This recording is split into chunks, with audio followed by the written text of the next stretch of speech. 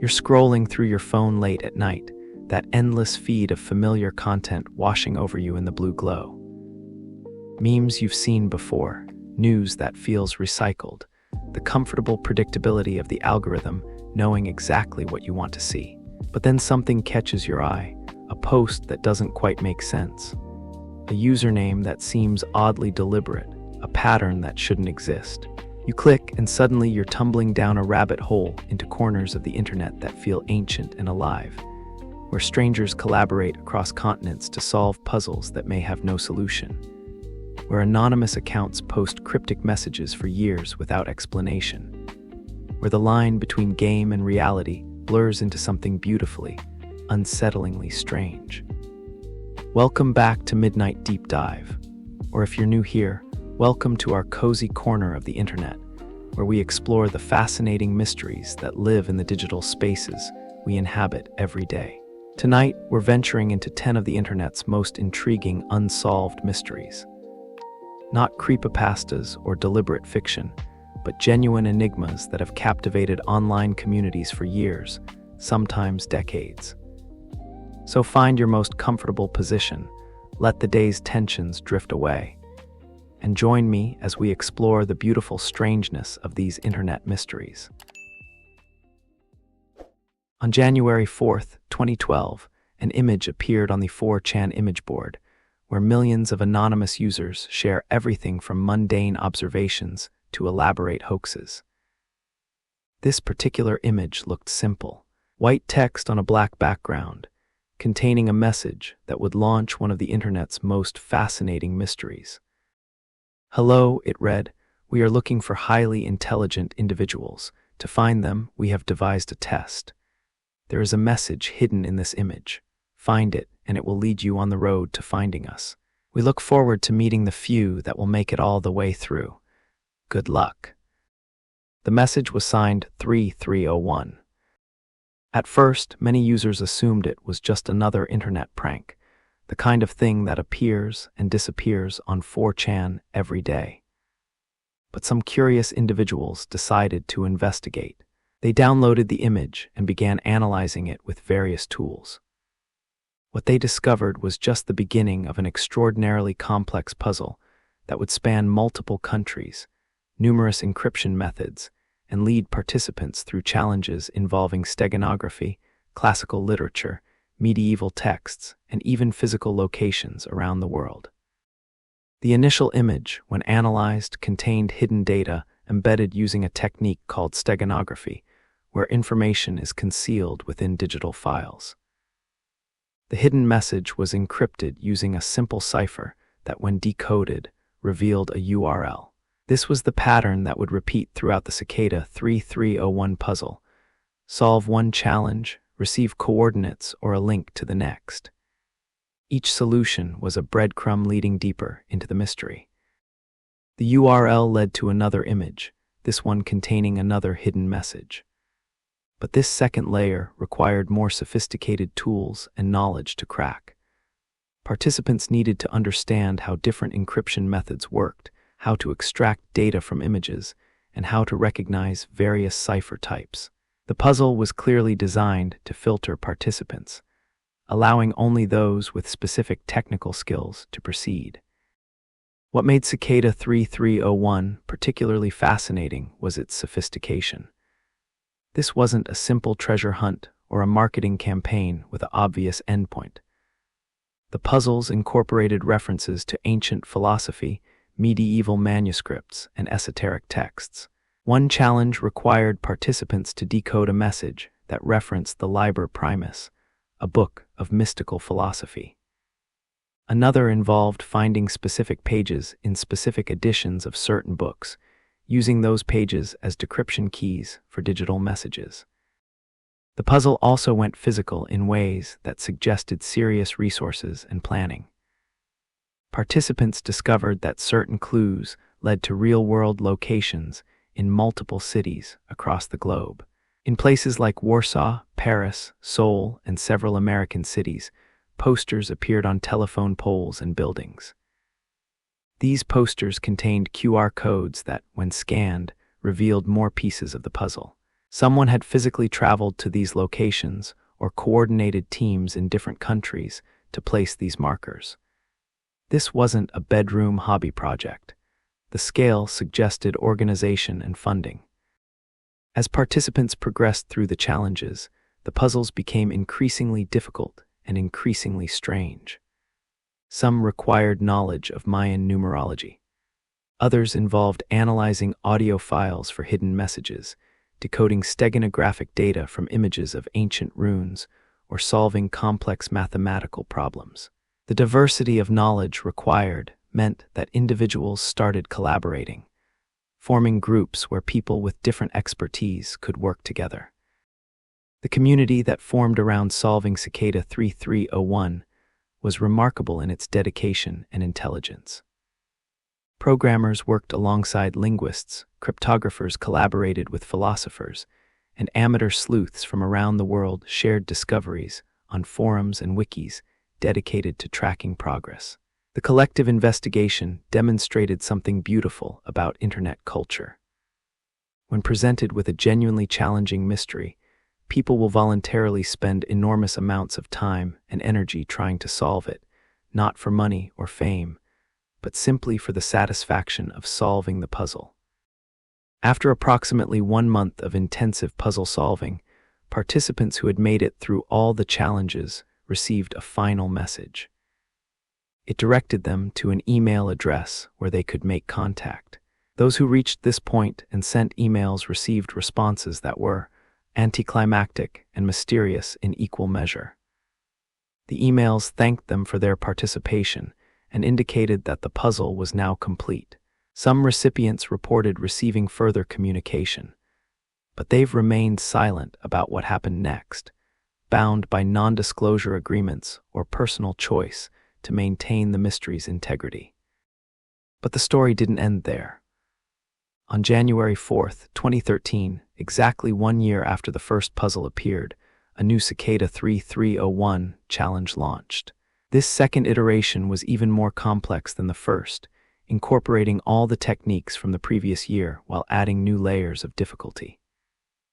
Again, participants raced to solve the challenges, and again, the puzzle led through digital and physical spaces, requiring diverse knowledge and collaborative effort. A third puzzle appeared in January 2014, following the same pattern. But this time, something different happened. Midway through the challenge, a message appeared claiming that the puzzle had been infiltrated and corrupted, and that participants should wait for further instructions. Those instructions never came in any official capacity, though various groups claimed to be continuing the real Cicada puzzle. The mystery had fractured, creating uncertainty about which messages were authentic and which were imposters. So who was behind Cicada 3301? Theories have ranged widely. Some believe it was a recruitment tool for intelligence agencies like the NSA or CIA, seeking individuals with rare combinations of skills in cryptography, programming, and lateral thinking. The sophistication of the puzzles and the global coordination required certainly suggest resources beyond a typical hobbyist project. Others speculate it might have been a private cybersecurity firm or cryptocurrency venture looking for talented individuals. More esoteric theories propose that Cicada 3301 was created by a secret society or mystery school, seeking initiates who could demonstrate intellectual prowess across multiple domains. The heavy incorporation of mystical and philosophical references, the emphasis on ancient wisdom alongside modern technical knowledge, and the secretive nature of what happens after completing the puzzle all lend some credence to this theory, though it sounds almost too cinematic to be real. Some participants who reportedly completed the puzzles and received further contact have broken their silence slightly over the years, though always vaguely.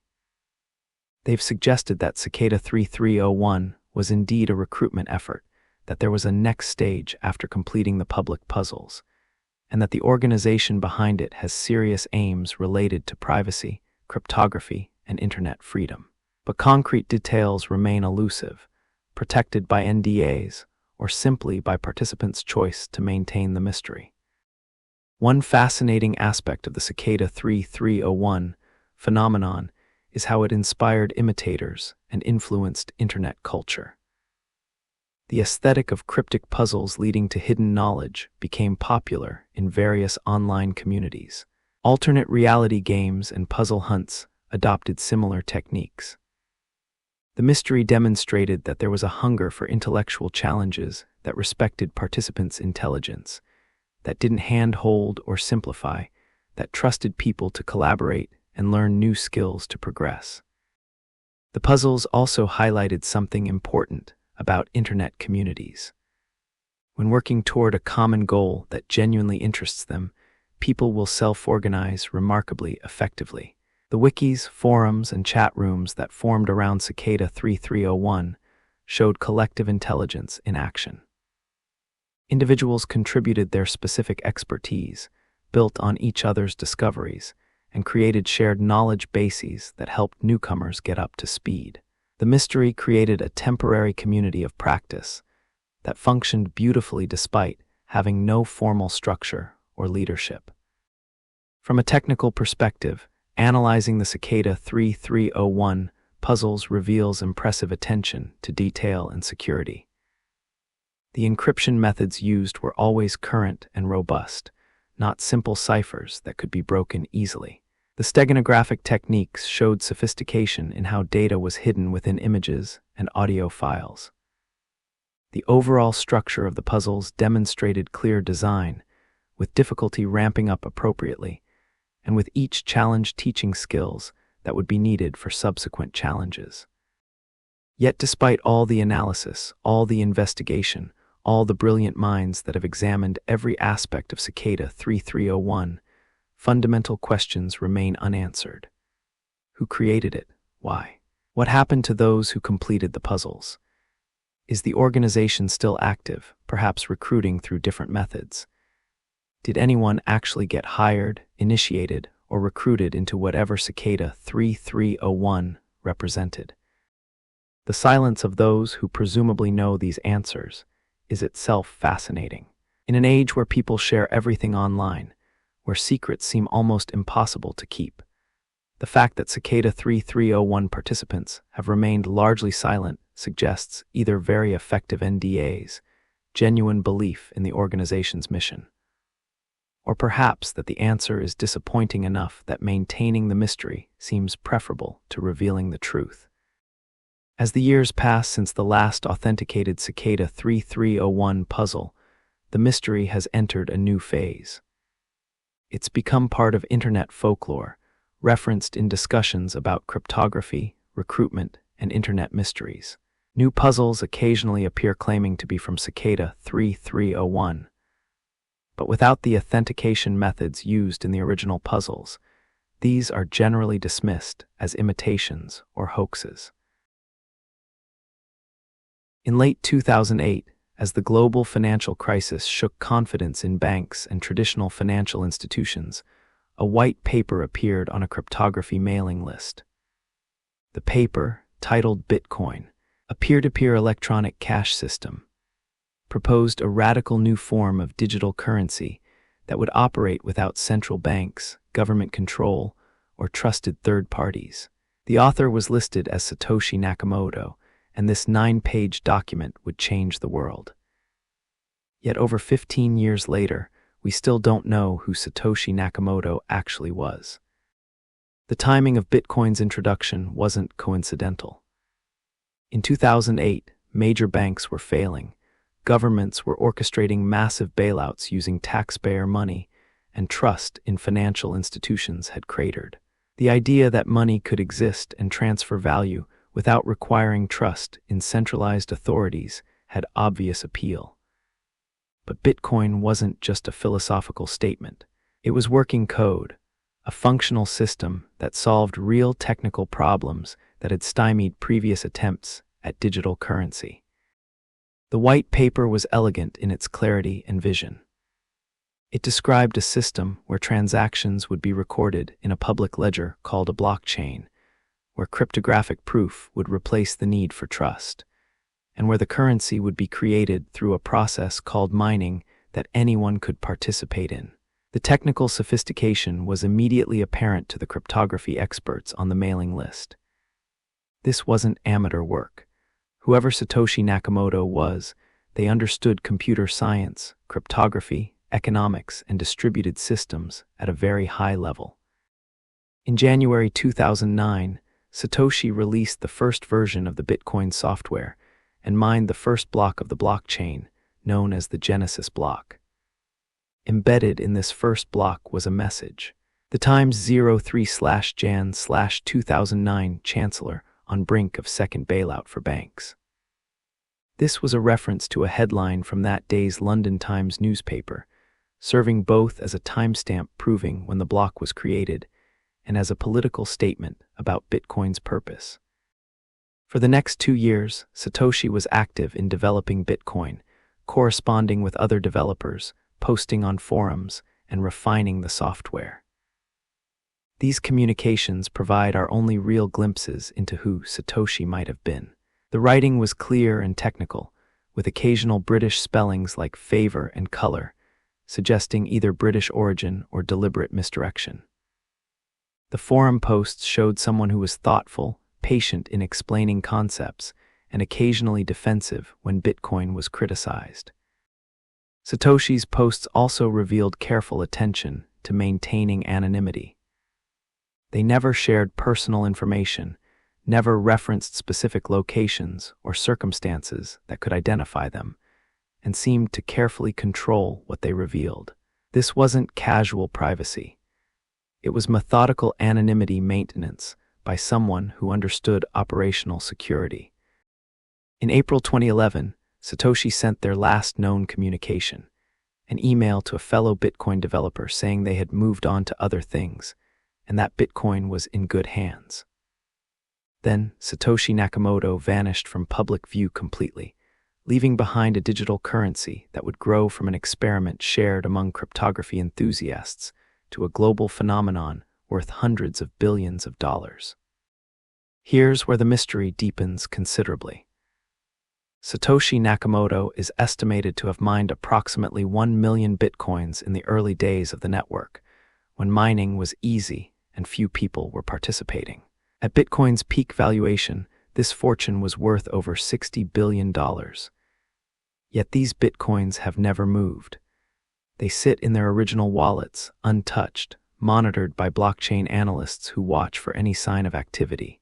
Why would someone who created a revolutionary financial technology, who possesses a vast fortune, simply walk away and never access that wealth? The investigation into Satoshi's identity has become one of the internet's most obsessive mysteries. Journalists, researchers, and amateur detectives have proposed numerous candidates, analyzing writing styles, technical expertise, time zone activity patterns in forum posts, and any other clue that might reveal the person or people behind the pseudonym. Dorian Nakamoto, a Japanese-American physicist living in California, was thrust into the spotlight in 2014 when Newsweek published an article claiming he was Bitcoin's creator. The evidence was largely circumstantial. His birth name was Satoshi Nakamoto, he had a background in physics and computer science, and he had worked on classified defense projects. But Dorian denied any involvement with Bitcoin, seemed genuinely confused by the attention, and the Bitcoin community largely accepted his denial. In a strange twist, when someone set up a fundraiser to help Dorian with expenses from the unwanted attention, the real Satoshi Nakamoto made their first post in years simply to say, "I am not Dorian Nakamoto." Nick Szabo, a computer scientist and cryptographer who designed BitGold, a precursor to Bitcoin, has been a persistent candidate. Linguistic analysis of Satoshi's writing and Szabo's academic papers has shown remarkable similarities. Szabo had been thinking about decentralized digital currency for years before Bitcoin appeared. He has the technical expertise, the philosophical alignment, and had been working on very similar problems. Yet Szabo has consistently denied being Satoshi, and no definitive evidence has linked him to Bitcoin's creation. Hal Finney, one of the first Bitcoin developers and the recipient of the first Bitcoin transaction from Satoshi, was another suspect. Finney lived in the same California town as Dorian Nakamoto, which some considered too coincidental. He had the technical expertise and was active in the cryptography community for decades. Before his death from ALS in 2014, Finney denied being Satoshi, but spoke warmly about Bitcoin and his early involvement.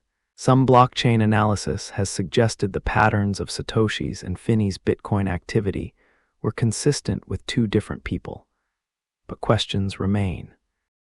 Other candidates have included Gavin Andresen, who took over Bitcoin's development from Satoshi, Wei Dai, who created B-Money, another Bitcoin precursor, and even groups of people rather than individuals. Some theories suggest Satoshi was a collective pseudonym for a team of developers, which would explain the breadth of expertise displayed in Bitcoin's creation. In 2016, Australian computer scientist Craig Wright claimed to be Satoshi Nakamoto and provided what he said was cryptographic proof. However, the proof was quickly debunked by experts, and Wright's claims have been met with widespread skepticism in the Bitcoin community. His subsequent legal battles and continued insistence, despite technical evidence against him, have made him a controversial figure in Bitcoin's history. The mystery of Satoshi's identity is complicated by the question of why they would want to remain anonymous. Creating Bitcoin wasn't illegal, and if Satoshi had revealed themselves, they could have become famous, respected, and wealthy in perfectly legitimate ways. Several factors might explain the continued anonymity. Legal concerns represent one possibility. Bitcoin enables financial transactions without government oversight, which some jurisdictions might consider facilitating money laundering or tax evasion. Creating such a system could potentially expose Satoshi to legal liability. By remaining anonymous, Satoshi avoided becoming a target for regulators or law enforcement in various countries. Personal safety offers another explanation. With potentially tens of billions of dollars associated with their identity, revealing themselves would make Satoshi an obvious target for criminals. Even with sophisticated security, being publicly known as Bitcoin's creator would bring enormous personal risk. Ideological reasons might be most compelling. Bitcoin was designed to be decentralized, with no single authority controlling it. If Satoshi had remained involved and identified, they would have become a de facto authority figure, a central point that contradicted Bitcoin's philosophical foundation. By disappearing, Satoshi allowed Bitcoin to develop truly organically, without a founder's cult of personality shaping its evolution. There's also the possibility that Satoshi is no longer alive. Several of the suspects, including Hal Finney, have died since Bitcoin's creation. If Satoshi passed away, either accidentally or from illness, that would explain both the sudden cessation of communication and the untouched fortune. The Bitcoins sitting in Satoshi's wallets might be permanently inaccessible, their private keys lost forever. The question of whether Satoshi was one person or a group adds another layer of complexity. Bitcoin's creation required expertise in cryptography, distributed systems, economics, and software engineering. While one person could possess all these skills, a small team might be more likely. The consistency of Satoshi's writing style suggests one person, but that could have been a deliberate choice for a group using a single spokesperson. What's particularly interesting is how the mystery of Satoshi's identity has become part of Bitcoin's mythology. The anonymous creator who gave the world a revolutionary technology and then disappeared without claiming credit or wealth has an almost mythical quality. It fits perfectly with Bitcoin's ethos of decentralization and trustless systems. Satoshi's absence reinforces that Bitcoin belongs to everyone and no one. The impact of Satoshi's creation extends far beyond cryptocurrency. The blockchain technology underlying Bitcoin has applications in supply chain management, digital identity, voting systems, and countless other areas. Smart contracts, decentralized finance, and entire new categories of digital organization trace their lineage to Satoshi's 2008 white paper. One anonymous person or group fundamentally changed how we think about trust, value, and digital systems.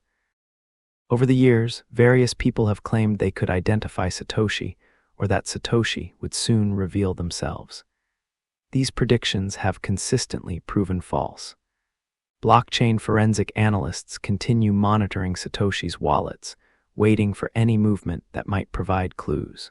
Researchers continue analyzing Satoshi's writings, looking for patterns that might narrow the identity question. Some internet mysteries draw you in slowly, starting with something that seems ordinary before revealing layers of strangeness that challenge what you thought you knew. The Lake City Quiet Pills mystery began with a Reddit account that appeared to be nothing more than a cat lover sharing photos and occasional comments. But as users began investigating this account's history, they uncovered what might be evidence of a contract-killing service operating in plain sight, or perhaps one of the internet's most elaborate and disturbing hoaxes. The account in question was called Religion of Peace, and in 2009, it started posting to Reddit like thousands of other users. The name itself was provocative, but the content seemed mundane. Photos of cats, links to news articles, comments on various threads.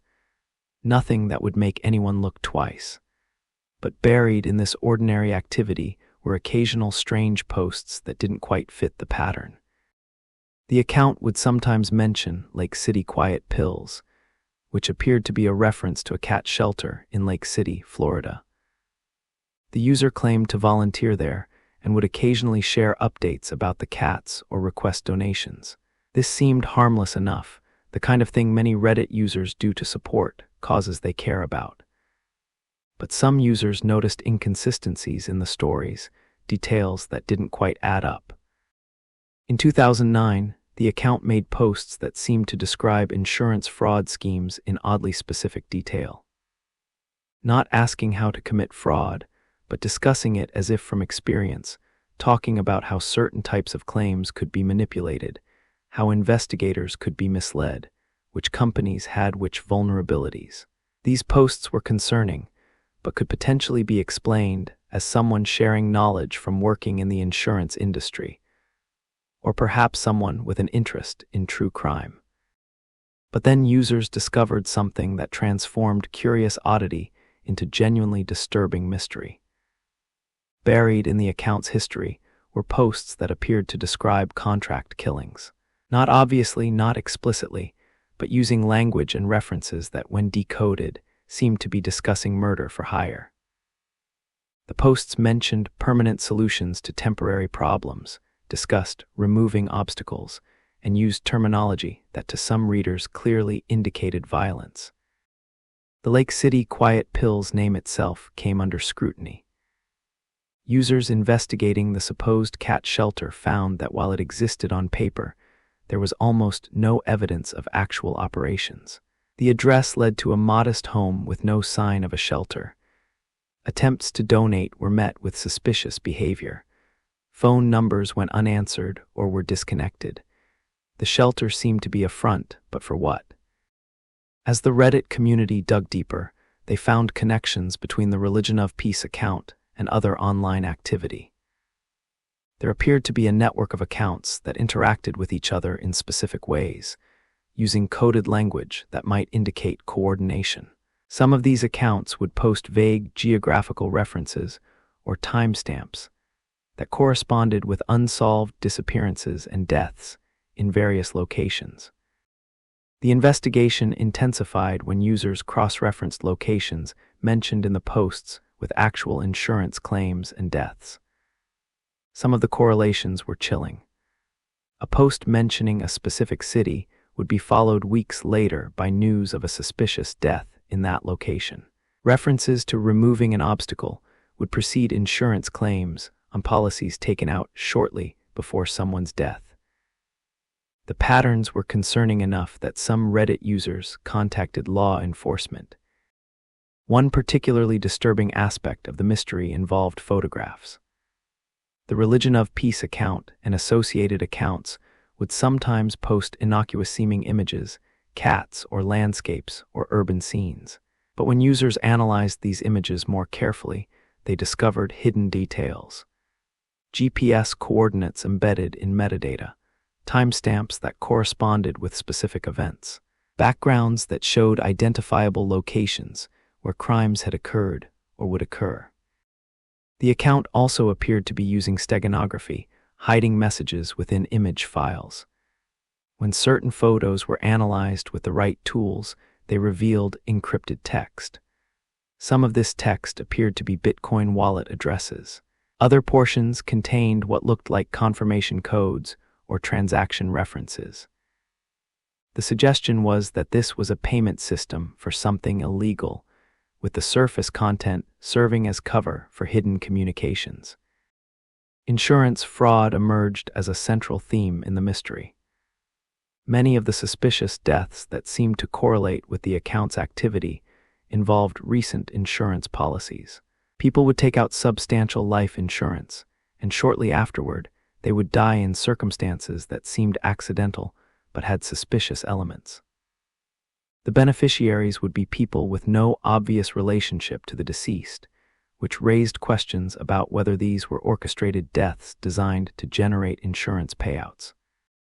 The community investigating Lake City quiet pills divided into camps. Some believed they had uncovered a genuine contract killing service that used Reddit and other online platforms to communicate with clients, arrange jobs, and coordinate payments.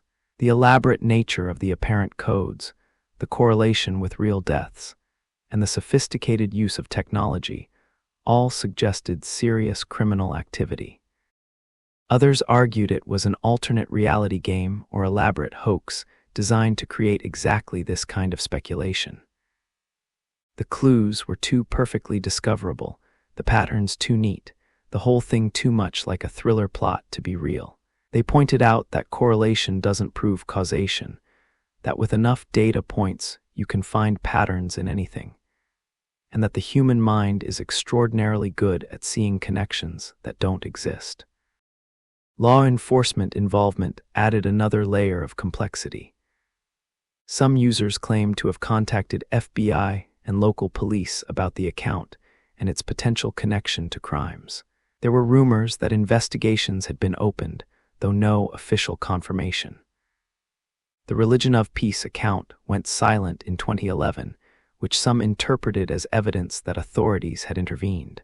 Others suggested the account's owner had simply moved on to other platforms or methods.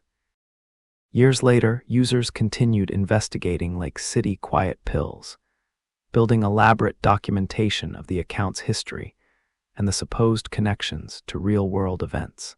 Wikis and forums dedicated to the mystery archived every post, analyzed every image, and tracked every potential correlation. The investigation became an obsession for some, consuming hundreds of hours as they tried to definitively prove or disprove the darker theories. The cat shelter itself remained an enigma. Attempts to physically investigate the Lake City location found only a residential property with no evidence of animal care activities. Public records showed the shelter had been registered, but never seemed to operate as a legitimate animal welfare organization. Was it purely a front, a failed legitimate attempt that was repurposed, or simply a random element that investigators had overinterpreted? One compelling aspect of the mystery is how it demonstrated both the power and the limitations of crowdsourced investigation. The Reddit community showed remarkable ability to archive information, spot patterns, and collaborate across distances. Users with different skills contributed. Programmers analyzed code and metadata. Insurance industry workers explained how fraud might work. Former law enforcement offered perspectives on investigations. This collective intelligence uncovered details that individual investigators might have missed. But the investigation also showed the dangers of crowdsourced detective work. Without proper investigative training, without legal authority to access certain information, and with a tendency toward confirmation bias, online communities can convince themselves of theories that aren't supported by evidence. The desire for the mystery to be solved, for the story to be sensational, can override careful skepticism. The ethical questions raised by the Lake City Quiet Pills investigation are significant. If the mystery was real, if people were actually being killed and Reddit users had discovered evidence, what was their responsibility? Contacting law enforcement seems obvious, but then what? How much should be discussed publicly? Could online speculation interfere with actual investigations or put people at risk? If the mystery was a hoax or ARG, it raises different ethical concerns. Creating elaborate fictional scenarios around real deaths and suffering seems questionable at best. Using actual tragedies as props in an internet game would be deeply troubling. Yet, without knowing which interpretation is correct, it's difficult to make definitive moral judgments. As the years have passed since the account went silent, the Lake City Quiet Pills mystery has settled into internet folklore. It's cited in discussions of Reddit mysteries, referenced in YouTube videos about unsolved internet cases, and continues to fascinate new users who discover the archived investigation. Some remain convinced they uncovered something genuinely criminal. Others see it as a cautionary tale about pattern-seeking and confirmation bias. In July 2011, a subreddit appeared with one of the strangest names on Reddit. A858D E45F56D9BC9. The name itself was cryptic, a seemingly random string of letters and numbers that gave no hint of the subreddit's purpose. But what made this subreddit truly bizarre wasn't its name. It was what got posted there day after day for years. The posts were nothing but blocks of seemingly random text. Hexadecimal codes, sequences of numbers and letters that appeared to have no meaning, no pattern, no purpose. Post after post, sometimes multiple times per day, containing nothing but these encoded strings. No explanations, no context, no human-readable text, just code. For anyone stumbling across A858, the immediate reaction was confusion. Reddit is a platform for discussion, for sharing content, for human interaction. Yet here was a subreddit that seemed entirely automated, posting incomprehensible data to an audience that shouldn't exist. Why would anyone create this? What possible purpose could it serve? The mystery attracted exactly the kind of people you'd expect: cryptographers, programmers, puzzle enthusiasts, and the generally curious. They began treating A858 as a challenge, assuming that beneath the apparent randomness lay hidden messages waiting to be decoded. Subreddits dedicated to solving A858 sprang up, with users collaborating to crack what they believed must be an elaborate cipher. The investigation started with the basics. Users analyzed the hexadecimal strings, looking for patterns in frequency, distribution, or structure. Hexadecimal is a base 16 numbering system commonly used in computing, where each character represents a 4-bit value. It's often used to represent binary data in a more readable format. So the first assumption was that these posts were encoding some kind of data that could be converted back into readable form. Initial attempts focused on simple conversion. What if the hexadecimal was just ASCII text that had been encoded? Users wrote scripts to convert the hex back to ASCII characters, hoping to reveal English text or at least something recognizable. But the results were gibberish. Random characters, not human language. The data, if it represented anything, was either encrypted or not text at all. Next, investigators considered that the data might be images. Hexadecimal can represent pixel data, color values, or compressed image formats. Users tried interpreting the strings as raw image data, as PNG or JPEG encoded files, as bitmap information. They generated thousands of images from the hex strings, looking for anything recognizable. Occasionally, something would emerge that looked almost like it might be intentional. patterns that suggested structure, but nothing definitive, nothing that clearly represented hidden images. Audio was another possibility. Sound can be represented digitally as numerical values, and hexadecimal is a common format for audio data. Investigators converted the hex strings into audio files and listened carefully, hoping to hear voices, music, or recognizable sounds. What they heard was mostly noise, the digital equivalent of static. Sometimes there would be tones or patterns that seemed almost intentional, but again, nothing clear enough to confirm it was deliberately encoded audio. The posts themselves showed certain patterns that fueled speculation. They appeared on a schedule that wasn't quite regular, but wasn't entirely random either. Sometimes there would be bursts of activity, multiple posts in quick succession. Other times, days or weeks would pass with silence. Users tracked these patterns, creating graphs and timelines, looking for correlations with external events. Did posts increase during certain times of year? Did they correspond with lunar phases, astronomical events, or significant dates? Some patterns seemed to emerge, but whether they were meaningful or simply artifacts of human pattern-seeking remained unclear. One intriguing aspect was that A858 occasionally posted in other formats besides hexadecimal. Sometimes the data appeared in binary, pure strings of ones and zeros. Other times it was base 64 encoding, another common method for representing binary data in text format. This variation suggested that whoever or whatever was posting had some purpose in using different encoding methods, but what that purpose might be remained mysterious.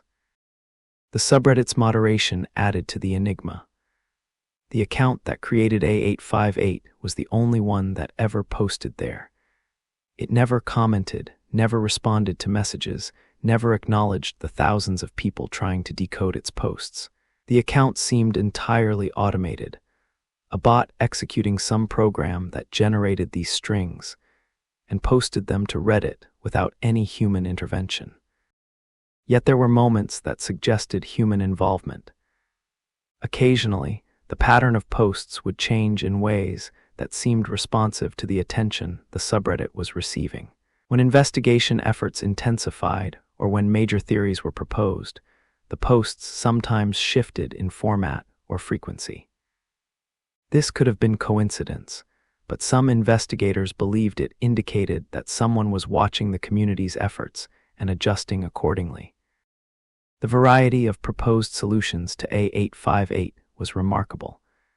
Some users believed it was a number station, a digital equivalent of the mysterious shortwave radio broadcasts that have transmitted coded messages for decades. These broadcasts, used by intelligence agencies to communicate with operatives in the field, share A858's characteristics. Regular transmissions of seemingly random data, no acknowledgement of listeners, and resistance to decryption attempts by outsiders. Others theorized that A858 was a form of steganography, where the real message wasn't in the hexadecimal itself, but in patterns created across multiple posts. Perhaps individual posts were meaningless, but when you combined specific posts in certain ways, the message would emerge. This led to elaborate attempts to stack posts, compare them, find relationships between entries from different dates. Some investigators proposed that A858 was a dead drop, a one-way communication method where someone was broadcasting data that a specific recipient would know how to decode. The recipient would have a key, a particular algorithm or cipher known only to them, that would transform the hex strings into meaningful information. Everyone else was simply seeing the encrypted version that was useless without the key. More mundane explanations suggested technical experiments. Perhaps someone was testing Reddit systems, seeing how much data could be posted, how the platform handled encoded content, or experimenting with automated posting bots. The data itself might be randomly generated, meaningful only as a test of infrastructure, rather than containing any hidden message. The most elaborate theory involved blockchain technology and cryptocurrency. Some users noted that the hexadecimal strings resembled transaction hashes or encrypted wallet data used in Bitcoin and other cryptocurrencies. Perhaps A858 was recording transactions, broadcasting wallet addresses, or even serving as a public ledger for some private cryptocurrency experiment. This theory gained traction when users found that some hex strings, when interpreted in certain ways, looked similar to Bitcoin blockchain data. In 2015, after years of mysterious posts, something extraordinary happened. A858 posted a message in plain English. It was brief, ciphertext, followed by what appeared to be instructions for a complex decryption method. The community erupted with excitement. Finally, confirmation that there was indeed a message hidden in all those posts, and perhaps a hint at how to extract it. Users immediately began applying the suggested decryption method to archived posts. Initial results were promising. Some of the decoded text looked like it might be forming words, but as the process continued, the results remained ambiguous. Some users claimed they'd found coherent messages. Others argued the decrypted text was still gibberish and that people were seeing patterns where none existed. Then, in what seemed like a cruel twist, subsequent analysis suggested the ciphertext post might itself be a hoax or a test.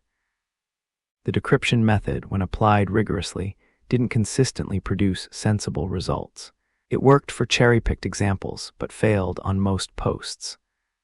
The community was back to uncertainty, unable to determine if they'd been given a genuine key or just another layer of the mystery. The subreddit continued posting through 2015, then gradually slowed. Posts became less frequent, the gaps between them longer.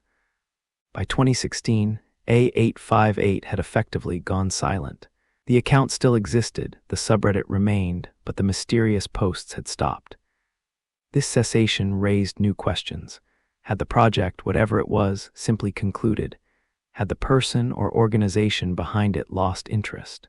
Or had they moved to different platforms, different methods? Years later, researchers attempting to solve A858 have approached it with increasingly sophisticated tools.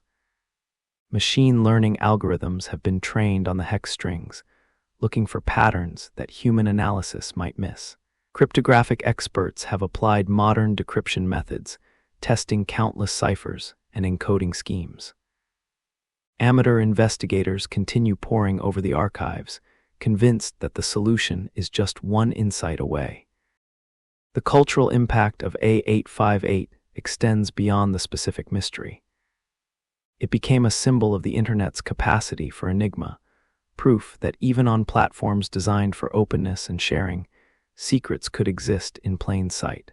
The subreddit inspired similar projects, other accounts that posted mysterious data, other puzzles that challenged communities to decode them. Some of these were explicitly designed as games or art projects. Others, like A858, maintained complete ambiguity about their purpose. On September 23, 2013, a YouTube channel called Webdriver Torso uploaded its first video. The video was 11 seconds long and showed nothing but a red rectangle and a blue rectangle moving around a white background, accompanied by a series of beeping tones. It was the kind of content that typically gets uploaded accidentally, watched by nobody, and forgotten immediately.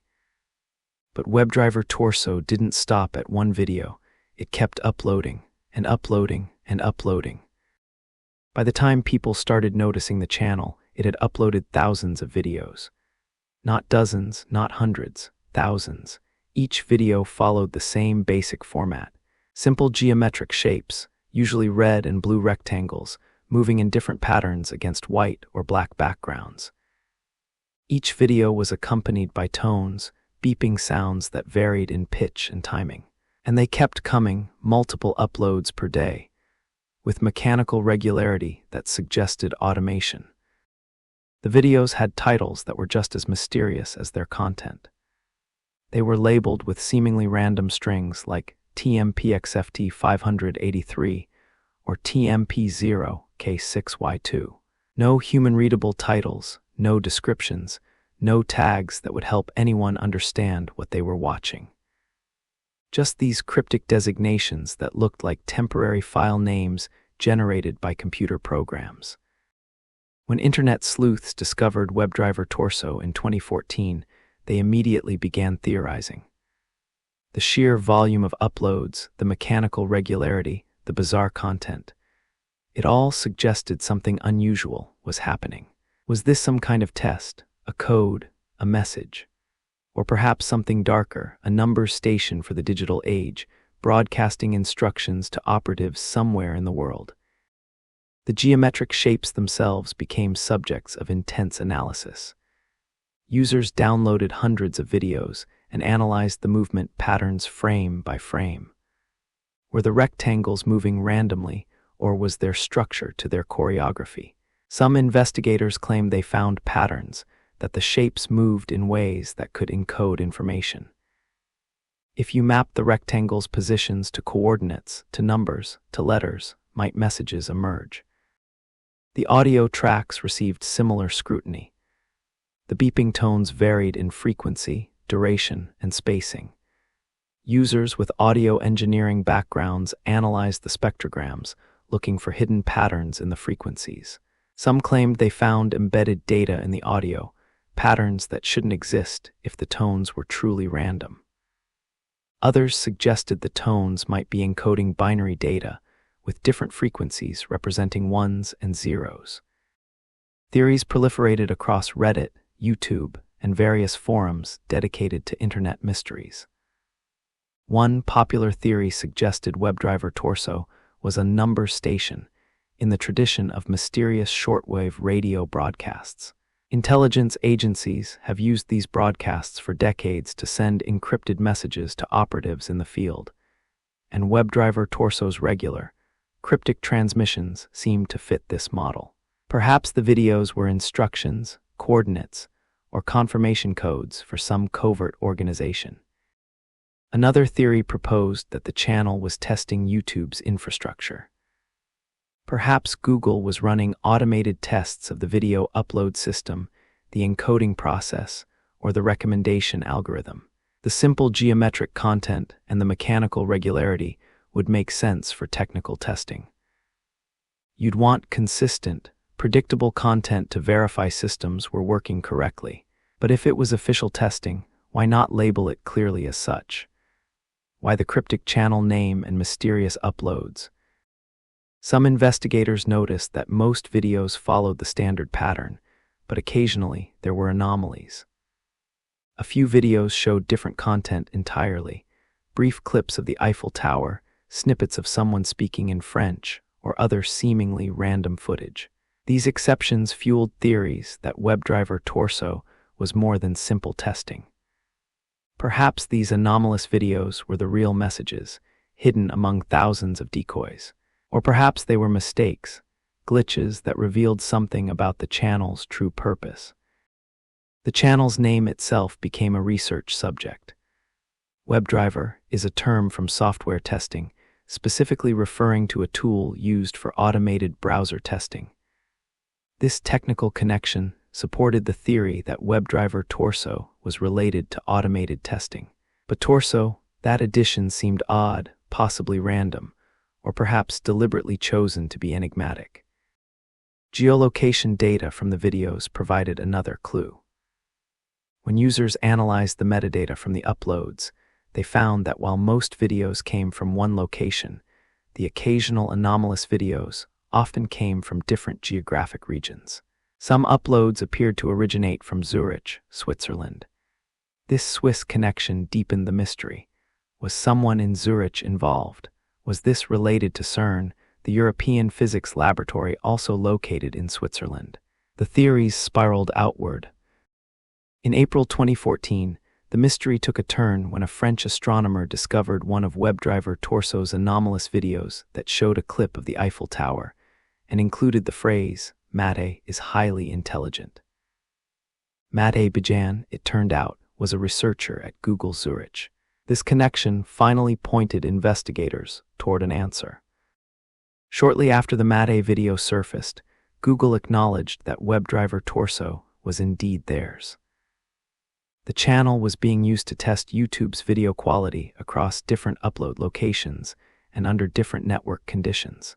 The simple geometric shapes and tones were designed to make it easy to detect compression artifacts, timing issues, or other technical problems.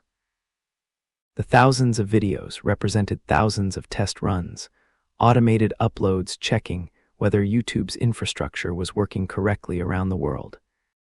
The official explanation answered most questions, but it also revealed something interesting about human nature and internet culture. Here was a technical testing channel doing exactly what it appeared to be doing, yet thousands of people had convinced themselves it must be something more mysterious, more sinister, or more interesting. The simple explanation that it was just Google testing their systems felt almost disappointing after all the elaborate theories. But the story didn't quite end there. Google, recognizing the community's fascination with Webdriver Torso, played along with the mystique. They uploaded a video titled "The Story of Webdriver Torso" that playfully acknowledged the mystery and speculation. They even created Easter eggs in their search results, so that searching for Webdriver Torso on Google would display the distinctive red and blue rectangles in the search interface. The Webdriver Torso phenomenon demonstrated several interesting aspects of internet culture. First, it showed how mundane technical processes, when conducted at scale and without explanation, can appear mysterious and generate intense speculation. Google could have simply labeled the channel YouTube Quality Testing Google Zurich and avoided all mystery. But they didn't, possibly because they didn't anticipate public interest in automated testing videos. Second, it revealed our collective hunger for mystery and meaning. Faced with thousands of identical videos of moving rectangles, people created elaborate theories involving espionage, secret codes, and hidden messages, rather than accepting the simpler explanation that someone was running technical tests. This pattern-seeking tendency is fundamental to human cognition, but it can lead us to see complexity and conspiracy where simpler explanations exist. The channel also showcased the collaborative, investigative power of internet communities. Users worked together to catalog videos, analyze patterns, share theories, and pool resources in attempting to solve the mystery. This collective intelligence can be remarkably effective, though in this case it was directed at a mystery that turned out not to be a mystery at all. What's particularly interesting is that even after Google's explanation, some investigators remained skeptical. They argued that the testing explanation was too convenient, possibly a cover story for something more interesting. Why would Google need thousands of public test videos when they could test privately? Why the cryptic naming convention? Why upload to a public YouTube channel at all rather than using internal systems? These questions kept the conspiracy theories alive, even after the official reveal. The skepticism highlights an important dynamic in internet mysteries. Once a community has invested significant time and emotional energy in investigating something, they become reluctant to accept simple explanations. The journey of investigation, the excitement of theorizing, the social bonds formed through collaboration. All of this creates psychological investment in the mystery being significant. A mundane explanation feels like a letdown, so some people reject it in favor of maintaining the mystery's importance.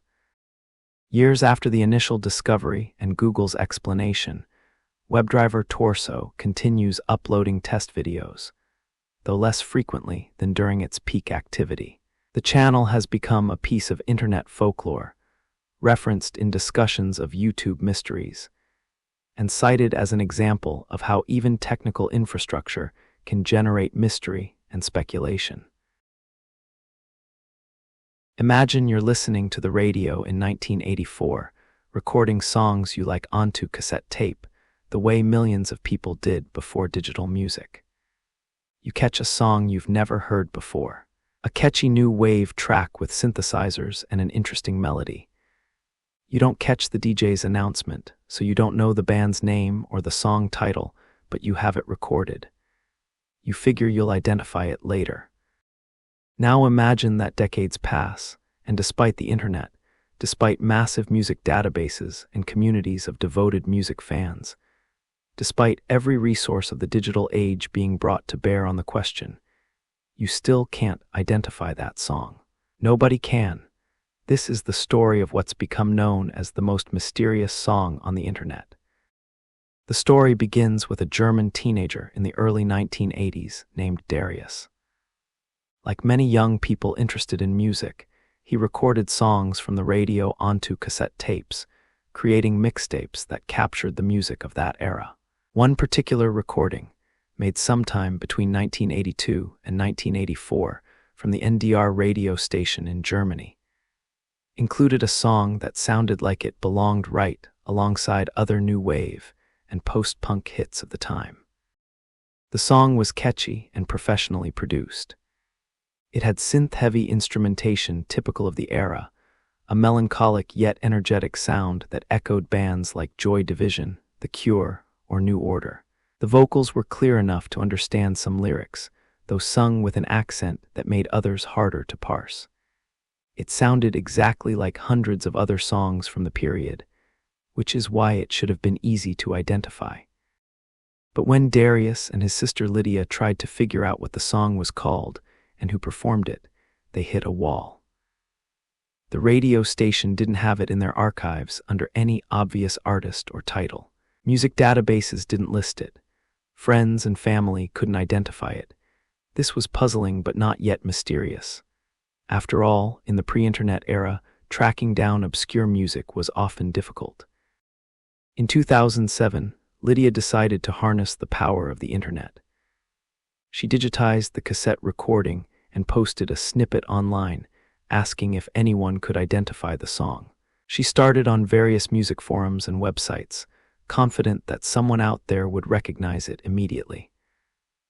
After all, the internet had made identifying obscure music remarkably easy. Platforms like Shazam and music communities could identify even the most obscure tracks. But nobody could identify this song, not a single person. As the search spread across more platforms and communities, the mystery deepened.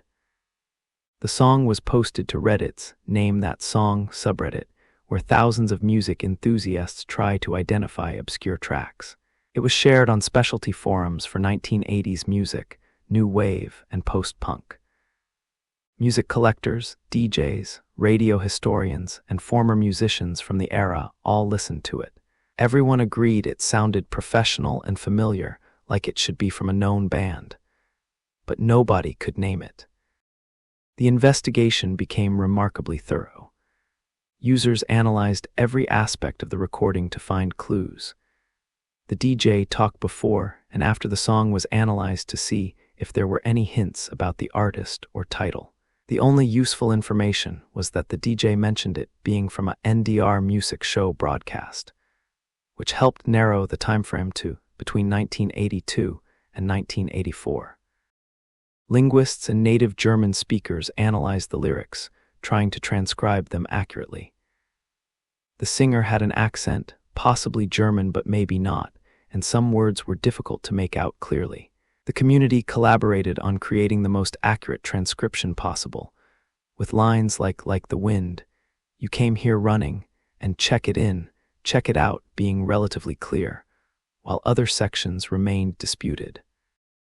The song's musical structure and production were analyzed by people with professional audio engineering experience. The synthesizers used, the drum machine patterns, the production techniques. All of it was consistent with early to mid-1980s technology and methods. The quality of the recording suggested it was a professional production, not a demo tape from an amateur band. This ruled out the theory that it might be from a local band that never released anything officially. Investigators compiled massive lists of obscure 1980s bands, particularly from Germany and surrounding countries, checking their discographies against the mystery song. Thousands of bands were researched, their albums and singles tracked down and listened to. Some discoveries came close. Bands with similar sounds, similar vocal styles, similar time periods, but none matched the mystery song exactly. The search expanded geographically. While the song was recorded from a German radio station, that didn't necessarily mean the band was German. European radio in the 1980s played music from across the continent and beyond. The search encompassed German, Austrian, Swiss, Dutch, Scandinavian, British, and even Eastern European bands from the era. Record labels that specialized in new wave and post-punk were contacted. Music journalists who covered the scene in the 1980s were asked if they recognized it. One particularly dedicated investigator created a spreadsheet listing every band that appeared on NDR radio playlists from 1982 to 1984, cross-referencing them with bands that fit the musical style. This project involved thousands of entries, each requiring research to find and listen to that band's output. The depth of investigation demonstrated both the mystery's appeal and the remarkable dedication of online communities to solving puzzles. Various theories emerged about why the song couldn't be identified. One theory suggested it was from a band that recorded the song but never officially released it. Perhaps they made a demo that got limited radio play but never signed a record deal. This would explain the professional quality but the lack of commercial release. However, even demo tapes from the era usually surface eventually, especially when there's active searching. Another theory proposed that the band had a name change, or the song was released under a title different from what appeared to be its lyrics. This happens occasionally in music, where working titles differ from final titles, or where bands rebrand themselves. Investigators tried searching variations of the transcribed lyrics as potential titles, but nothing matched. Some suggested it might be from a radio-only release or a promotional single that wasn't widely distributed. Radio stations occasionally received exclusive tracks or versions that weren't sold to the public. However, promotional materials are usually well documented by record labels and radio archives, and searches of these archives turned up nothing. A more intriguing theory involved Eastern European bands. During the Cold War, bands from East Germany and other Warsaw-packed countries sometimes had their music played on Western radio stations, but had limited distribution in the West. The fall of the Berlin Wall and subsequent reunification disrupted many of these bands' careers and documentation. Perhaps the mystery song was from an Eastern Bloc band whose records and history were lost in political transitions.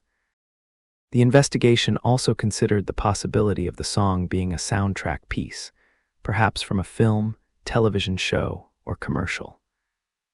The 1980s saw a lot of original music created for media that was never released separately. However, searches through film and TV databases from the era, particularly German productions, found nothing matching. In 2019, the mystery gained wider attention when it was featured in popular YouTube videos about internet mysteries and unsolved cases. This broader exposure brought thousands of new investigators, each convinced they might be the one to finally identify the song. The influx of attention led to renewed searches, new theories, and even more exhaustive cataloging of 1980s music.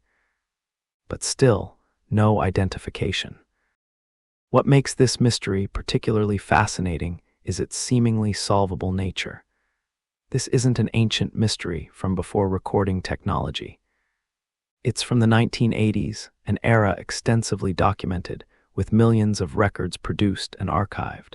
The song sounds professional and commercially viable, exactly the kind of thing that should exist in databases and cataloging systems. Yet it remains unidentified despite thousands of people actively searching with access to vast music archives and databases. The mystery has spawned creative responses beyond just investigation. Musicians have created covers and remixes of the unknown song, adding their interpretations to the mystery. Artists have created music videos for it, visualizing what they imagine the band might have looked like. The song has developed a kind of cult following, with people appreciating it as a good song in its own right, independent of the mystery surrounding it. Some investigators have started questioning whether the song even exists as a released recording, or if what we're hearing might be a radio session, a live recording, or even a cleverly constructed hoax. However, the audio quality and the fact that it was recorded off the radio in the 1980s, long before the internet mystery began, make hoax theories unlikely. The Redenbacher family's story checks out, and there's no apparent motive for them to have fabricated this decades ago. The search continues today, with a dedicated subreddit and various online communities still actively investigating.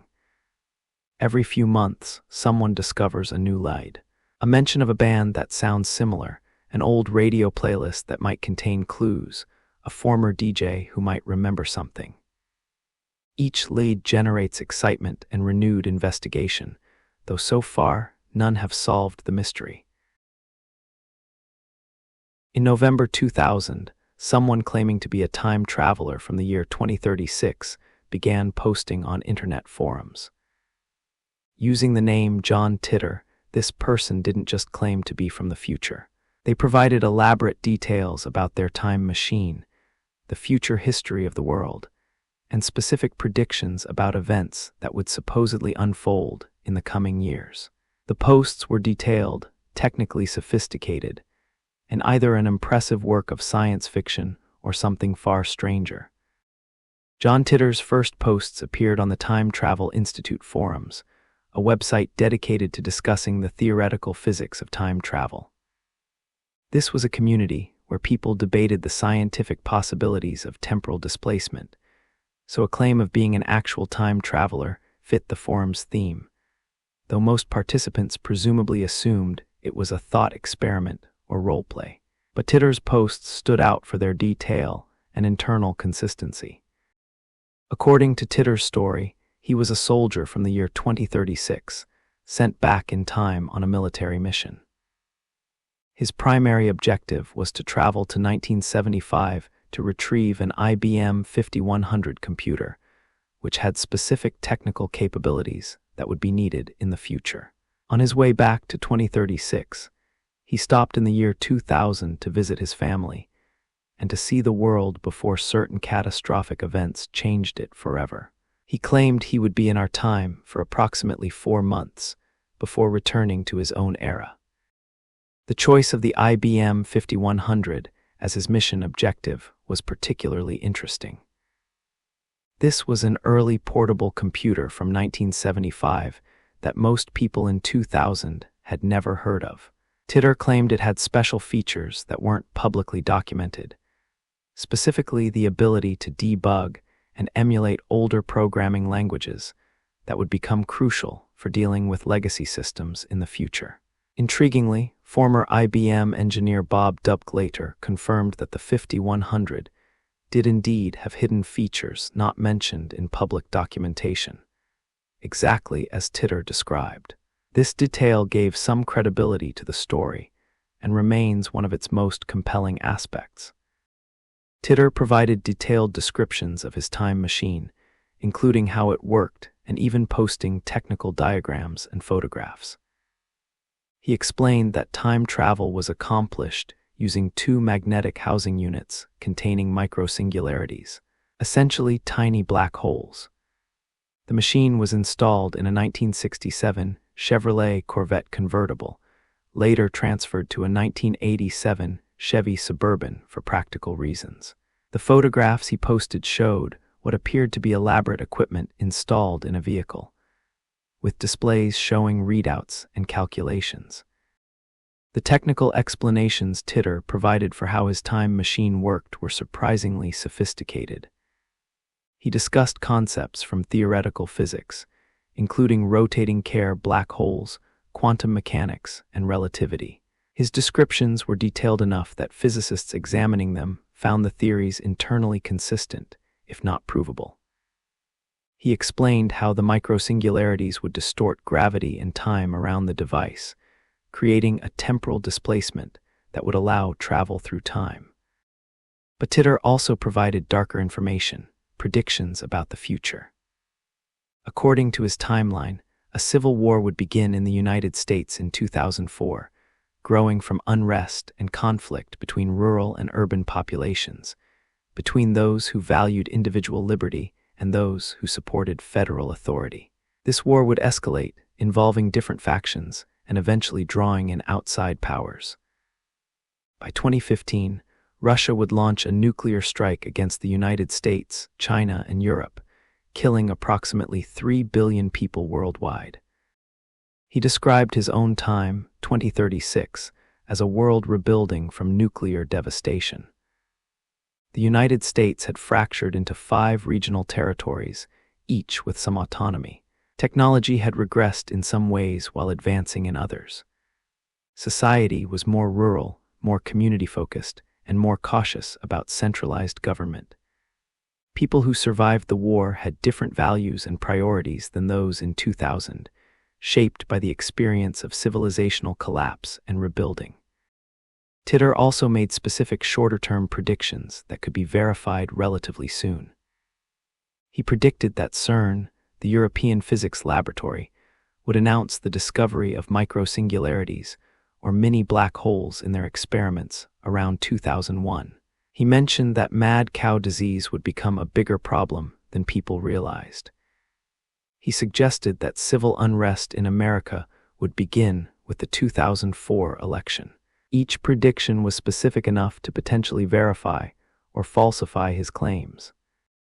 The persona Titor created in his posts was compelling.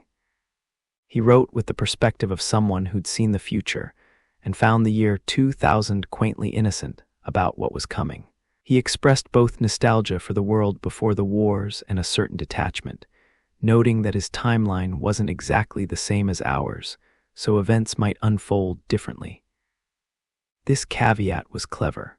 It allowed him to make predictions while building in an explanation for why they might not come true. Titor engaged extensively with forum members, answering questions about the future, about his time machine, about his mission and personal life. He was remarkably patient with skeptics, providing detailed answers to technical questions and philosophical discussions about paradoxes and the nature of time. He claimed that time travel created parallel world lines rather than affecting a single timeline, which meant he couldn't drastically change his own past, and explained why his presence in 2000 wouldn't cause paradoxes. The worldline theory he described aligned with the many worlds interpretation of quantum mechanics, a legitimate scientific theory. According to this framework, every decision and quantum event creates branching realities. When Titor traveled back in time, he moved between these parallel world lines rather than affecting a single timeline. This meant the future he described wasn't necessarily the future that would occur in our world line, which conveniently explained any failed predictions. Forum members tested Titor in various ways. They asked technical questions about physics, about engineering, about the time machine's operation. They posed logical paradoxes and asked about inconsistencies in his story. They requested specific predictions that could be verified soon. Titor generally handled these challenges well, providing answers that were internally consistent with his previous statements and showing apparent knowledge of advanced physics and engineering. Some of his cultural observations about the early 2000s were interesting. He noted that people were very trusting of their government and technology in ways that wouldn't continue. He commented on how society valued entertainment and consumption, suggesting these priorities would change dramatically after the coming catastrophes. He expressed surprise at how many people were focused on minor inconveniences rather than larger issues. These observations could be interpreted as either genuine perspective from a different time or clever social commentary. In March 2001, Titor made his final post, explaining that his mission was complete and he would be returning to 2036. He thanked those who'd engaged with him seriously and acknowledged the skeptics who'd challenged his claims. Then he vanished from the forums, never posting again. This departure added to the mythos. If he'd continued posting indefinitely, it would have seemed more like a hoax. The finite timeframe of his presence matched his stated mission timeline. The aftermath of Titor's disappearance saw intensive investigation into his identity and claims. People analyzed his posts linguistically, trying to determine his writing patterns, education level, and possible identity. The IP addresses from his posts were tracked to Florida. Investigators found connections to a Florida family that seemed to match some of Titor's personal details, though the family denied involvement and suggested that if someone had used their internet connection, it was without permission. As the years passed and Titor's predictions could be tested, most failed to materialize. The Civil War didn't start in 2004. The 2008 Olympics weren't canceled, as he'd suggested they might be. Russia didn't launch nuclear strikes in 2015. CERN didn't announce discovery of microsingularities. These failed predictions led most people to conclude that Titor was a hoax, albeit an elaborate and well-constructed one. However, some supporters argued that Titor's worldline theory explained the failed predictions. According to his framework, his timeline and hours diverged, so events that occurred in his past wouldn't necessarily occur in our future. This unfalsifiable aspect of the story meant true believers could maintain faith despite evidence against the predictions. The worldline theory was both scientifically interesting and conveniently impossible to disprove. Certain aspects of Titor's story remain intriguing even after the failed predictions. The IBM 5100 detail, where he described hidden features later confirmed by former IBM engineers, suggests either impressive research or inside knowledge. His technical diagrams and physics discussions showed real sophistication, though debunkers noted that someone with physics education could have constructed these from existing theories. The photographs of the supposed time machine, while interesting, could have been elaborate props. In 2003, a book titled John Titor, A Time Traveler's Tale, was published by the John Titor Foundation, which claimed to be managed by Titor's mother. The book compiled his forum posts and additional materials supposedly left behind. Critics noted that this commercialization of the story suggested hoax or alternate reality game rather than genuine time travel. True time travelers presumably wouldn't return to their own past to sell books about their experiences. The John Titor story has become a significant piece of internet folklore, referenced in discussions of time travel, conspiracy theories, and internet mysteries. It's been adapted into manga, featured in video games, and inspired countless YouTube videos and podcasts. The story achieved a kind of immortality in internet culture, becoming more famous after it ended than during Titor's actual posting period. Various theories about Titor's true identity have emerged. Some believe it was a collaborative project by multiple people, which would explain the consistent posting schedule and sophisticated knowledge across multiple domains. Others suggest it was created by someone connected to the entertainment industry, possibly testing concepts for a book, game, or television show. The Larry Haber family, Florida entertainment lawyers, were connected to the John Titor Foundation, leading to speculation that they were behind the entire persona. What makes John Titor significant in the history of internet mysteries isn't whether he was real. The failed predictions and commercialization strongly suggest hoax. What's significant is how the story demonstrated the internet's capacity for collaborative fiction and shared mythology. Titor created a detailed, internally consistent narrative that engaged thousands of people in serious discussion and investigation. He crafted a character that felt real enough to generate genuine uncertainty and debate.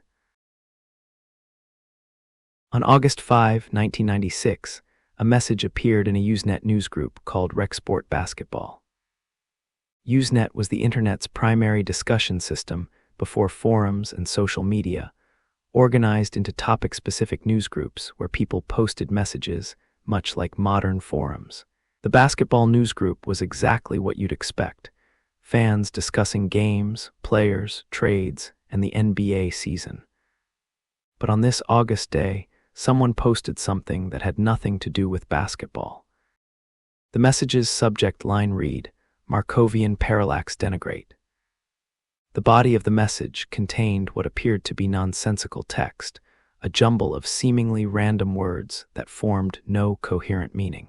Words and phrases were strung together in ways that followed grammatical structure, but conveyed no clear message. It was as if someone had randomly selected words from a dictionary and arranged them into sentences that looked right but meant nothing. The message was signed with the name Susan Lindor and included an email address. This made the post seem like it might be a mistake, perhaps a corrupted file or a test message that was accidentally sent to the wrong newsgroup.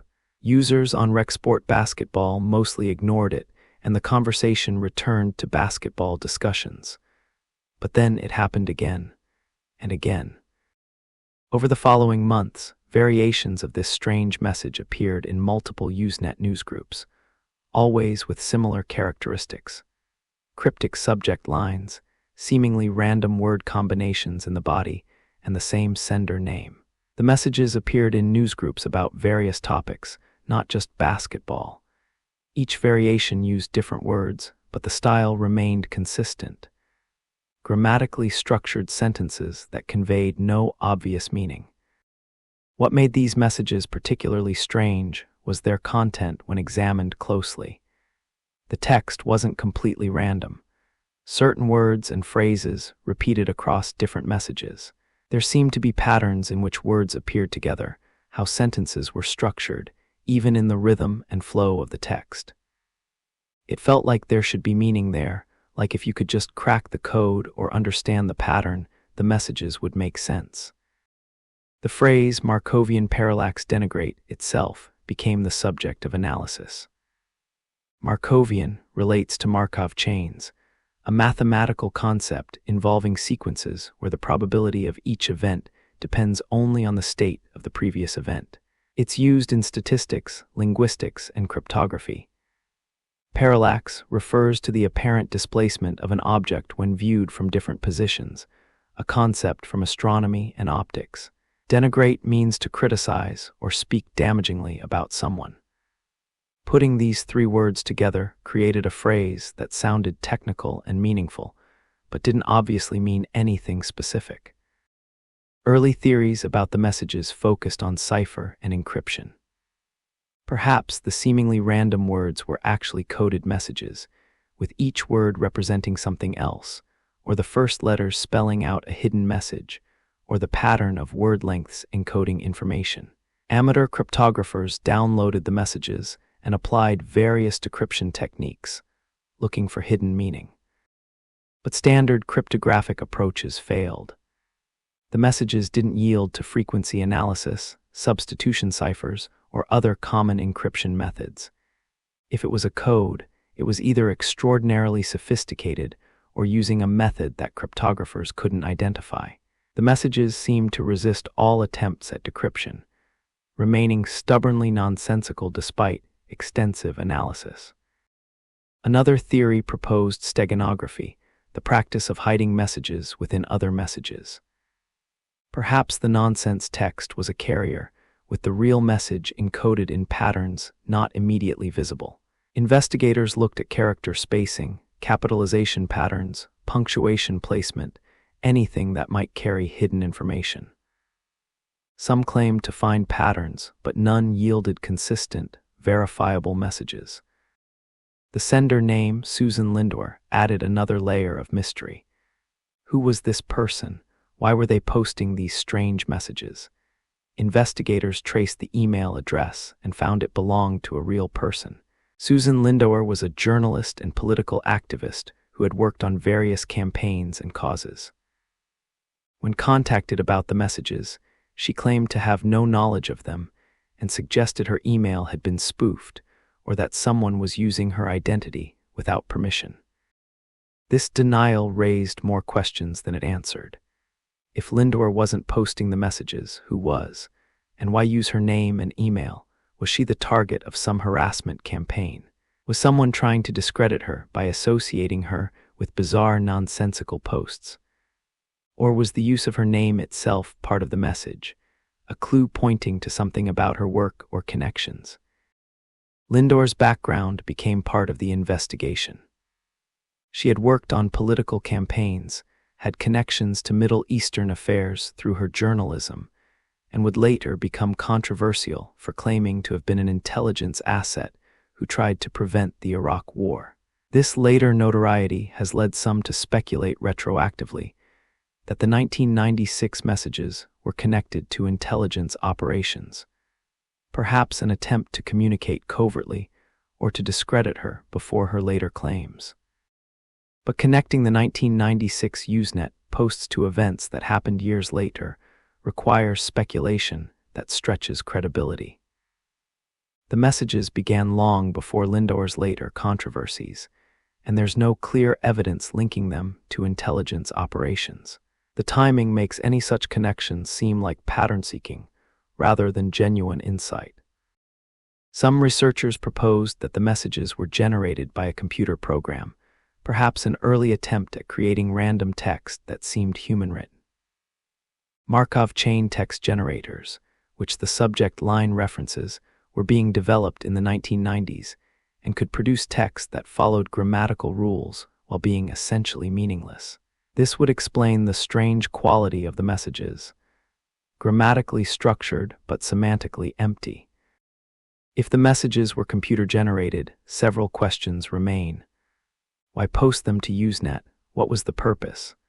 Was someone testing a text generation algorithm and accidentally or intentionally sent the output to public newsgroups? Was it an art project exploring randomness and meaning? Or was the computer-generated aspect itself a cover for some other purpose? The messages appeared sporadically over several months, then stopped as mysteriously as they'd begun. The last known Markovian Parallax Denigrate message appeared in early 1997, and then silence. No explanation was ever provided, no one claimed responsibility, and the mystery simply faded as Usenet itself became less central to Internet culture. Years later, when Internet mysteries became a topic of fascination, researchers rediscovered the Markovian Parallax Denigrate messages. They represented one of the Internet's oldest unsolved mysteries, a strange artifact from the early web that predated most of the digital archaeology that would come later. The messages had been largely forgotten, but were archived in Usenet databases, available for anyone curious enough to search for them. Modern analysis using advanced linguistic tools and cryptographic methods has yielded no more answers than 1990s investigators found. If there's a hidden message in the Markovian Parallax Denigrate posts, it remains hidden. If there's a pattern that would reveal their meaning, it hasn't been discovered. The messages remain exactly what they appeared to be in 1996, grammatically structured nonsense. What makes this mystery particularly frustrating is its resistance to both solution and closure. Unlike mysteries that are eventually solved or revealed as hoaxes, the Markovian Parallax Denigrate simply exists, unexplained and apparently unexplainable. There's no smoking gun, no definitive evidence pointing to any particular interpretation. It's a textual anomaly floating in Internet archives, witnessed by thousands, but understood by no one. The mystery has inspired creative responses. Musicians have used the phrase as song and album titles. Artists have incorporated the text into visual works. Writers have referenced it in stories about Internet mysteries and digital archaeology. The Markovian Parallax Denigrate has become a kind of found poetry, a ready-made artwork that exists whether or not it was intended as such. Some researchers have shifted from trying to decode the messages to simply appreciating them as texts, examining what they reveal about language, meaning, and pattern recognition. The messages demonstrate how humans desperately seek meaning even in randomness, how we find patterns that may not exist, and how the appearance of structure can be compelling even without semantic content. The fact that this mystery emerged in 1996 makes it a historical artifact of early internet culture. It represents a time when Usenet was thriving, when online communities were smaller and stranger, when the internet felt more like a frontier than the commercialized space it would become. The Markovian Parallax Denigrate is a ghost from that era, a reminder of the weird corners of early digital culture. On November 22, 1987, something strange allegedly happened to television viewers in Wyoming. According to accounts that emerged years later on the internet, a broadcast was interrupted by disturbing imagery and audio that traumatized viewers and sparked investigations. The incident supposedly involved a hijacked television signal that showed frightening distorted faces, delivered cryptic warnings, and created a brief moment of shared terror. But here's where things get complicated. It's not entirely clear that the Wyoming incident ever actually happened. The story of the Wyoming incident emerged on the internet decades after it supposedly occurred, which immediately raises questions about its authenticity. The primary documentation consists of what appears to be found footage, a degraded video showing the alleged broadcast interruption. The footage is deeply unsettling. Distorted humanoid faces with stretched features, warped audio that sounds like screaming or speaking played backwards, and text warnings about various threats and dangers. The video itself is effective as horror. The faces have an uncanny quality, clearly human but distorted in ways that trigger deep discomfort. They appear to be suffering or screaming, their features twisted and elongated. The audio creates anxiety through dissonance and unpredictability. The overall effect is genuinely disturbing, which helps explain why the video has circulated widely as an example of mysterious and frightening internet content. According to the mythology that developed around the Wyoming incident, the broadcast interruption lasted approximately 30 minutes and was seen by thousands of Wyoming residents. Viewers who saw it reportedly experienced various symptoms: headaches, nausea, anxiety, and in some cases, longer-term psychological effects. The incident supposedly prompted investigations by broadcast regulators and possibly law enforcement, though no official records of such investigations have been found. The story draws deliberate parallels to the Max Headroom incident, a real broadcast intrusion that occurred in Chicago on November 22, 1987, the same date given for the Wyoming incident. During the Max Headroom incident, someone wearing a Max Headroom mask hijacked 2 television broadcasts, appearing on screen for brief periods with distorted audio and bizarre behavior. That incident was real, well documented, and remains unsolved to this day. By setting the Wyoming incident on the same date as the confirmed Max Headroom intrusion, the story gains borrowed credibility. Someone familiar with broadcast history might think, oh, there were multiple hijackings that day, without recognizing that the Wyoming event has no documentation outside of internet posts created decades later.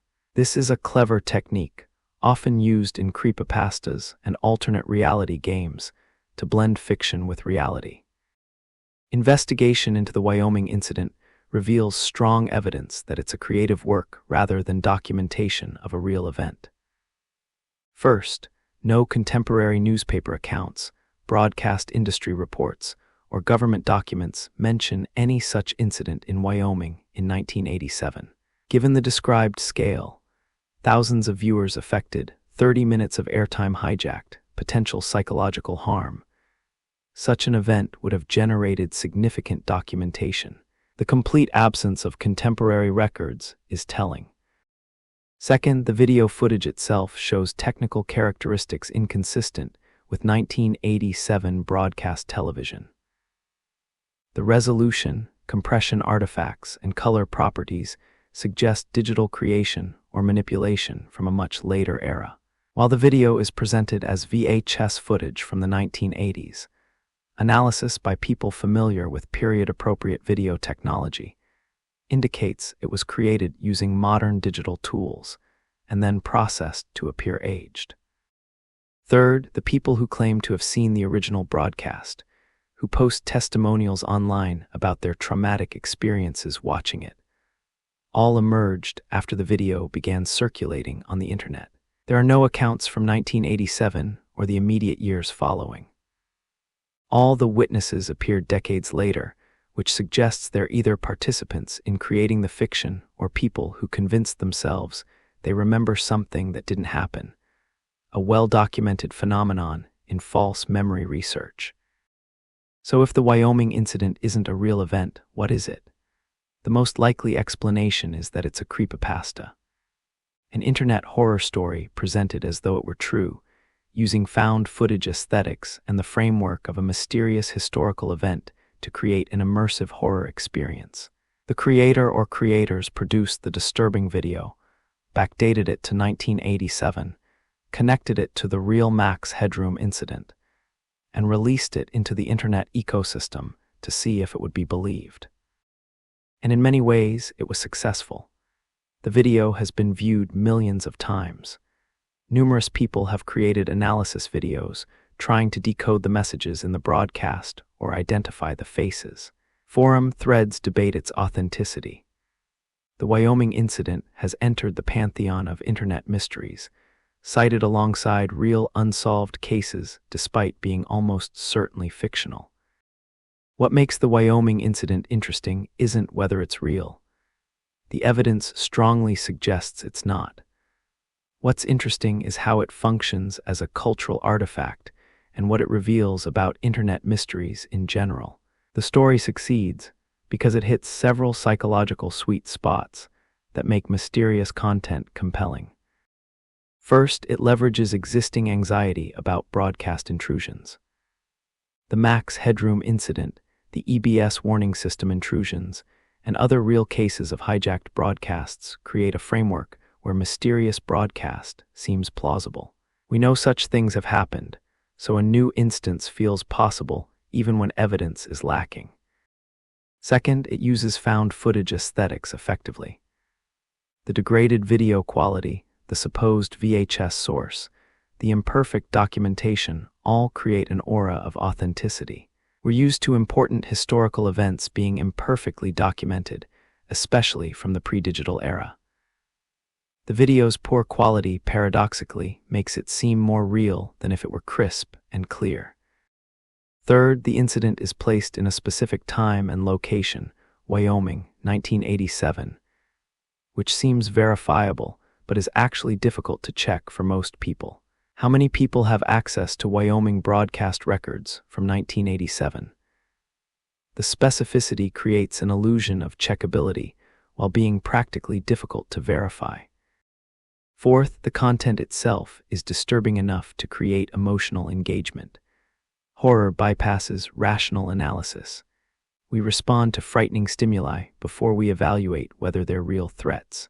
The disturbing faces and audio create a visceral response that makes people want to believe the mystery is real, because it feels significant. The Wyoming incident also demonstrates the blurring line between creepypasta fiction and hoax. Traditional hoaxes are attempts to deceive people into believing something false, but creepypastas exist in an ambiguous space. They're fiction presented as fact, but often with a wink, with the understanding that part of the fun is playing along with the fiction. The Wyoming incident seems to exist in this space, with some viewers treating it as a fun, scary story, while others genuinely believe it's real. The phenomenon has spawned derivative works, remixes, and interpretations. Some content creators have produced sequels showing additional footage or claiming to be survivors of the broadcast. Others have created backstories explaining who was responsible and why they hijacked the broadcast.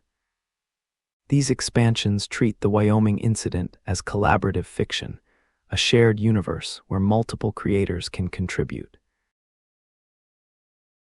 Throughout the Cold War, shortwave radio listeners discovered something strange in the electromagnetic spectrum. Among the music stations, news broadcasts, and amateur radio operators, there were other signals. Mysterious broadcasts consisting of nothing but numbers, letters, or tones, read by artificial-sounding voices or sent as Morse code. These were the number stations, almost certainly operated by intelligence agencies to communicate with spies in the field, and they've become legendary among radio enthusiasts for their mystery and their eerie, impersonal quality. In the Internet age, the number stations tradition has found new expression in mysterious websites that serve a similar function. Broadcasting cryptic content that suggests coded communication, but reveals nothing to casual observers. Among these digital equivalents, Tengri 137 stands out as particularly enigmatic and unsettling. Tengri 137 is a website that has existed in various forms for years, displaying cryptic images, numerical sequences, and occasional text that seems meaningful but resists interpretation. The site's name references Tengri, the supreme god of the old Turkic and Mongolic peoples, combined with 137, a number with significance in physics. It's related to the fine structure constant and various esoteric traditions. This combination of ancient religious reference and modern scientific number sets the tone for the site's content. A blend of mysticism and technical precision that refuses simple categorization. The website's content changes periodically, sometimes showing static images of landscapes or structures, other times displaying rapidly cycling photographs or videos. Text appears in various languages, though often fragmented or incomplete. Numerical sequences scroll past, sometimes in recognizable formats like coordinates or dates, other times in arrangements that suggest code or cipher. Audio occasionally plays, featuring tones, static, or fragments of speech in unknown languages. What makes Tengri 137 particularly unsettling is its apparent purposefulness combined with its opacity. This isn't random content or a forgotten website. Updates occur, content changes, and the site shows clear signs of active maintenance. Someone is deliberately creating and posting this material. But why? For whom? What message is being sent, and how would the intended recipient decode it? The site is one of many similar mysterious websites that have been documented by Internet explorers.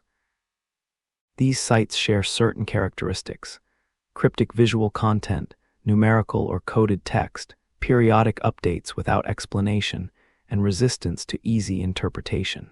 They evoke the same atmosphere as shortwave number stations. The sense that you're witnessing communication you're not meant to understand, observing the edges of some hidden world. Theories about these sites range from the mundane to the conspiratorial. The most straightforward explanation is that they're art projects, digital performance pieces exploring themes of communication, secrecy, and interpretation. Many artists work in the space of cryptic internet content, creating sites and social media presences that deliberately mystify and intrigue viewers. This interpretation treats the sites as aesthetic objects, valued for the atmosphere they create rather than any literal message. Another theory suggests these are dead drops for actual covert communication. In the digital age, intelligence agencies need ways to communicate with operatives that are secure but accessible. A public website posting apparently random content could carry real messages for those who know how to decode them, while being completely opaque to everyone else.